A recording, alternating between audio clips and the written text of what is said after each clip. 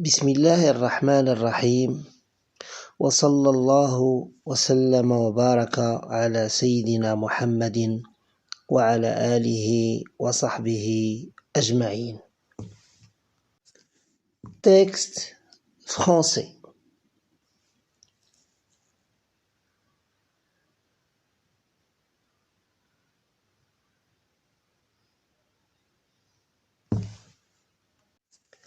Un vent du paradis. La scène se passe à Fès.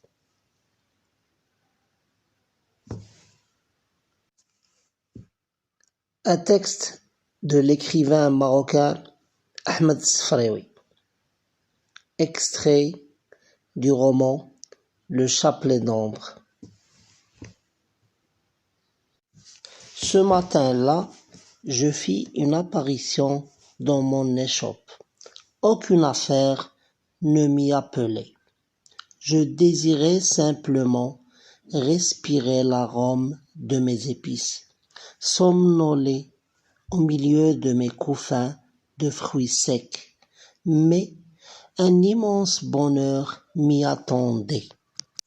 Mon frère, issu de mon père et de ma mère, vint m'y trouver. Je ne l'avais pas vu depuis 2 ans. Nous nous embrassâmes.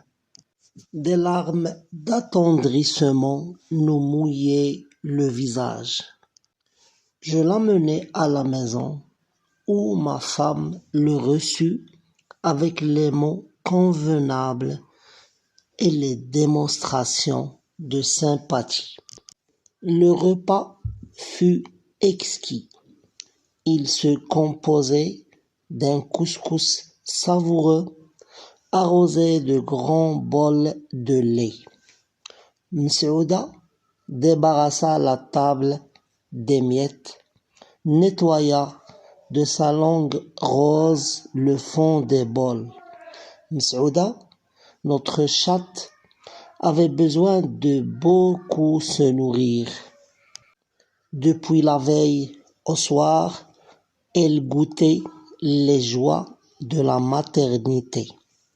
Elle était fière de sa progéniture, fière et inquiète comme une maman. Les moustaches encore blanches de lait, elle nous quitta pour rejoindre ses chatons.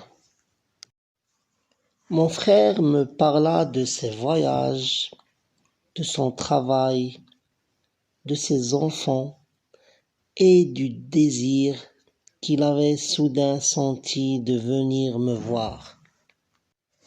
Je le remerciai, lui parlai de mes occupations, de mes amis, et je l'invitai enfin à m'accompagner au petit verger, fruit de mes économies.